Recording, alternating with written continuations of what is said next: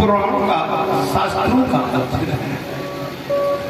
और जिनको पुराणों और शास्त्रों का अध्ययन है, चार वेदों के जो जानकार हैं मेरे प्रभु, बड़े सुंदर भाव से कहते हैं,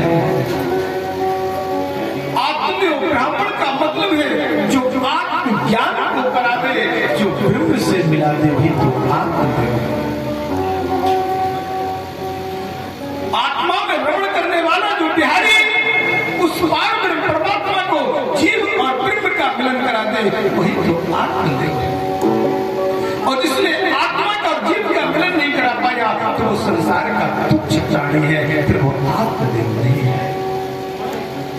और इस शरीर की आपको बता दें, दो विभाग होते हैं।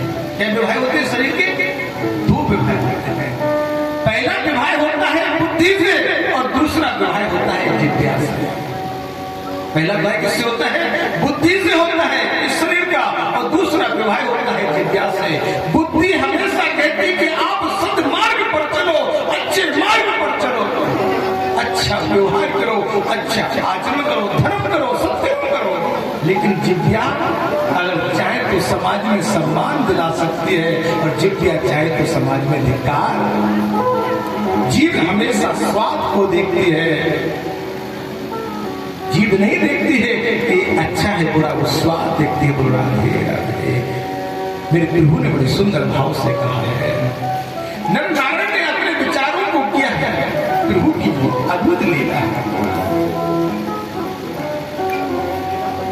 जब शरीर के दो विभाग होते हैं, जिज्ञासा और मन बुद्धि से,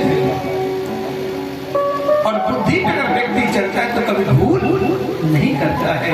वो जो स्वाद के लिए चलता है तो वो माया में वशीभूत। ऐसे एक संत जी थे, और एक संत जी रास्ते में निकल रहे थे। और जब रास्ते में निकल रहे थे तो एक बढ़िया मेवा पकवान की दुकान बनी थी, हलवाई की दुकान। और हलवाई की दुकान पर जैसे संत भगवान निकले, और संत भगवान ने देखा कि एक सेठ जी वहां से अपने बच्चों के लिए बढ़िया बढ़िया चमचम कचौड़ी खरीद रहे हैं, बढ़िया बालूशाही और रसगुल्ला का आनंद ले रहे हैं। लेकिन जैसे संत भगवान वहां से निकले और संत भगवान को वो मिठाइयों की सुगंध आई तो मन लालची हो गया। भूल गए कि हम तो त्यागी हैं, हम तो सन्यासी हैं, लेकिन जेब में पैसे नहीं है तो भूल कर गए। ये क्या है? जिसने त्याग किया, त्याग करने से पहले उस वस्तु को अगर खा लोगे तो फिर दोबारा भूल नहीं करोगे। ऐसे आज का मनुष्य अगर चौथे पल में भी संन्यास कर ले तो जीवन को सुधार लेगा, और चौथे पल में भी संन्यास नहीं किया तो फिर जीवन व्यर्थ चला जाएगा। ऐसा भजन मत करो, माला फेरत मस्करा करत राम से हित, और माला धर पेड़ पे सुखार लागे। ऐसा भजन करने से क्या फायदा? तुम जब त्यागी बन गए हो, सन्यासी बन गए हो, तो जितना हो सके उतना माया से दूर जाओ। बोल राधे। आज प्रभु ने वही बात की है, आत्मदेव ब्राह्मण, चार वेदों की ज्ञाता, शास्त्रों की ज्ञाता, 18 पुराणों का अध्ययन। और ऐसा विद्वान ब्राह्मण का जब विवाह हुआ तो किससे हुआ? धुंधली। कौन है? धुंधली से। और जब धुंधली से विवाह हुआ, और धुंधली है जो जिभ्या है, वो अपनी कर्कशा वाणी को बोलती का है, सोचे मुनिपति वंचक नारी और कलह प्रिया इच्छा। वो नारी सोच रही है जो घर में कलह करती है, जो सास ससुर का देवरानी जेठानी का सम्मान नहीं करते हैं, वो नारी सोचती है। सोचे विप्र जो वेद विहीना तज निज धर्म विषय लय, वो ब्राह्मण भी सोचते हैं जो अपने वेद को बेच देता है, धर्म। सोचे नृपति जो नीति न जाना और जिन्हें न प्रजा प्रिय प्राण, वो राजा भी सोच रही है जिसे प्रजा प्राणों के समान प्रिय लिए हैं, ऐसी नारी सोचती है। इस संसार में एक बात का ध्यान करना, हम माँ के दरबार में अगर एक लोटा जल चढ़ाते हैं, लेकिन पहले देखें कि हमारा सास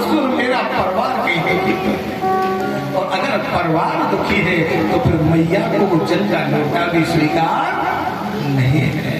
जीव दया सो मम दया कृष्ण कही 100 बार। अगर जीवों पे दया करोगे तो माँ तुम्हारे दरवाजे पर आकर के जलपान कर लेगी और तुम माँ के मंदिर में बार बार जाओ और घर में सास ससुर पति बीमार करा रहा है और तुम माया में लगी रहो तो फिर क्या है। एक जगह की बात हमें याद आ गई। ध्यान देना, माताओं को हमेशा एक ही धर्म एक वृत्त नेमा कायम वचन मन पति पद प्रेमा। और इस नगर की सभी देवियां बढ़िया हैं जो माँ की भक्ति करती है और सास ससुर की भक्ति करते हैं। हम एक मैया थी और उनकी आदत थी, कवि ने कहा भी है, ऐसा कभी आप लोग धोखे से भी मत करना, क्यों नहीं तो महापाप बन जाएगा कि पति बैठा बीमार कराता है।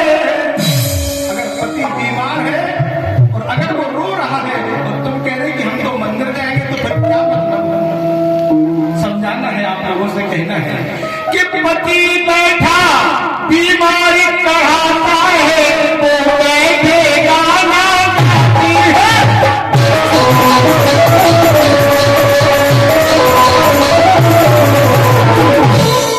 पति बैठा भार झोंक प्यारे बैठे पान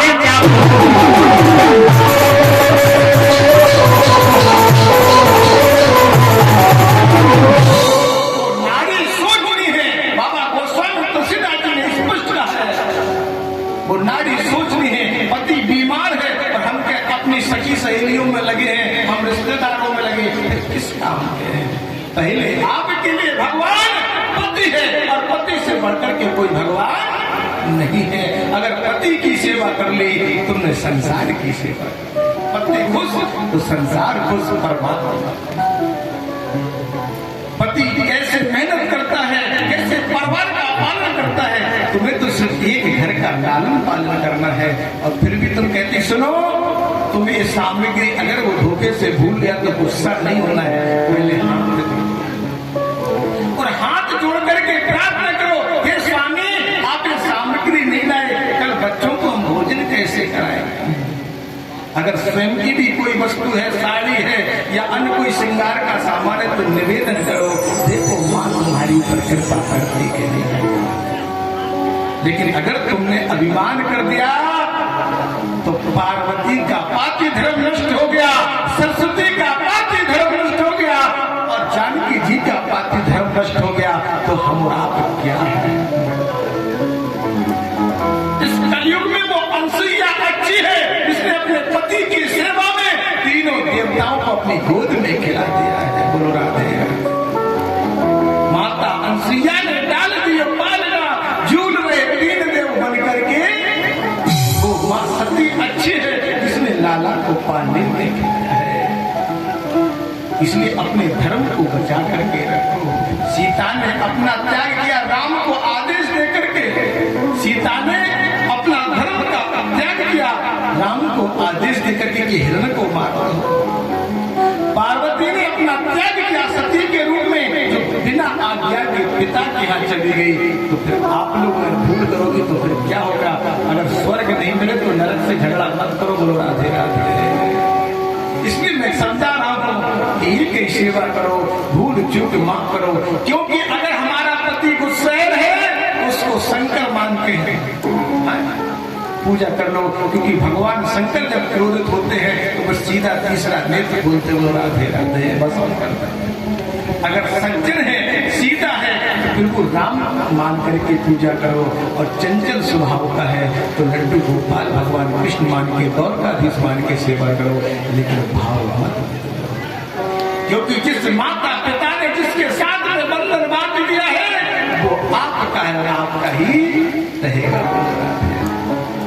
ऐसी वो आत्मदेव ब्राह्मण आज बैठे हुए हैं और आत्मदेव ब्राह्मण बैठ करके आज अपनी पत्नी धुंधली से कह रहे हैं इतना समय बीत गया लेकिन कोई संतान नहीं है। जब इतना समय बीत गया कोई संतान नहीं है और संतान को देख करके मेरे नित्यानंद श्री श्याम सुंदर लीलाधारी हमको भगवान अपने विचारों को प्रकट कर रहे हैं। आत्मदेव धनार्थ धर्म मार्गेण तव्या नीति तथापि च ना पुत्रो न पीवा पुत्री तत्चिंता दो। आज ऐसी लीला हुई इनकी ना कोई पुत्र है ना पुत्री, तो चिंता तो होकर के आज आत्म ब्राह्मण दुखी है। वो जब दुखी है तो एक नदी के किनारे पहुंच जाता है, और जैसे एक नदी के किनारे पहुंचे तो मेरे प्रभु ने क्या कहा, वहां पर दंडी वेशधारी भगवान बैठे हैं और ब्राह्मण से पूछते हैं, आत्मदेव तुम्हारे चेहरे पर उदासी क्यों है, तुम्हें क्या दुख है, तुम्हारे मन में क्या जिज्ञासा है। कथम रोदसी विप्र त्वंगाते चिंता बलियसी। हे विप्र तुम्हारे चेहरे पर उदासी क्यों, तुम्हारे चेहरे पर उदासी क्यों है, तुम पूछ रहे हो आपके चेहरे पर उदासी क्यों। मेरे प्रभु नारायण ने अपने विचारों को किया। अपने ब्राह्मण ने दंडी वेशधारी भगवान को बताया, प्रभु मेरे कोई संतान नहीं है इसलिए उदासी है। दंडी वेशधारी भगवान ने कहा, जाओ ये फल ले जाओ और फल अपनी अर्धांगिनी को खिला देना। ये फल ले जाकर के अपनी अर्धांगिनी को खिला देना और इस फल से फल प्राप्त हो जाएगा। जब दंडी वेशधारी भगवान ने कहा तो क्या कहा, पाल्यते या मया धेनु सा बंध्या सर्वदा भवे। और जिससे आप जो ब्राह्मण उस फल को लेकर के निकले और उस फल को लेकर के निकलते हैं अपनी अर्धांगिनी के पास पहुंचते हैं, और इसी अर्धांगिनी के पास पहुंचे मेरे प्रभु भक्तवत्सल भगवान अपने विचारों को कर रहे हैं, मन वाणी को कुरुत कर रहे हैं। और धुंधली ने जैसे देखा कि मेरे स्वामी एक फल लेकर के आए हैं और उस फल को लेकर के अपने पास रख लिया, और फल को लेकर के अपने पास रखा, और फल रखने के बाद नारायण अपने विचारों को करते हैं। आप जो ब्राह्मण तो बाहर निकलाई, लेकिन धुंधली की एक सहेली है, वो धुंधली की सहेली क्या कहती है, बहन तुम क्यों दुखी हो। बोले हम इसलिए दुखी हैं कि मुझे जो फल मिला है इसको अगर मैं खाऊंगी तो मुझे गर्व आएगा, जब मुझे गर्व आएगा तो मैं अपनी लीला को कैसे करूंगी, लीलाधारी की लीला कैसे करूंगी। तो उस धुंधली ने सकेली ने कह दिया, जाओ इस फल को गाय माता को खिलाओ। और जब गाय माता को उस फल को खिलाया और फल खा करके गाय माता की गोकर्ण भगवान की उत्पत्ति हुई। बोलो गोकर्ण भगवान की। शरीर तो पूरा मनुष्य का है, लेकिन जो श्रवण बंद है वो गो के हैं, इसलिए उन्हें गोकर्ण कहा जाता है। इस सूर्य का ध्यान करते हुए बनारस में पढ़ने के लिए चले जाते हैं मेरे प्रभु भक्तवत्सल भगवान अपने विचारों को।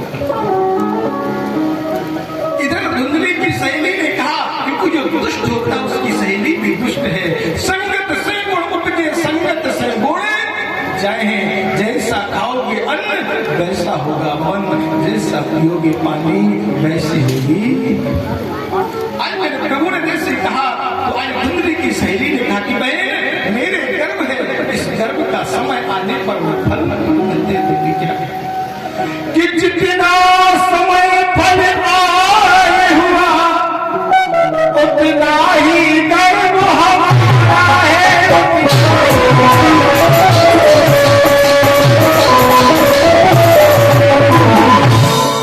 अब अपने पति को अपने पति को बातों में बहलाना काम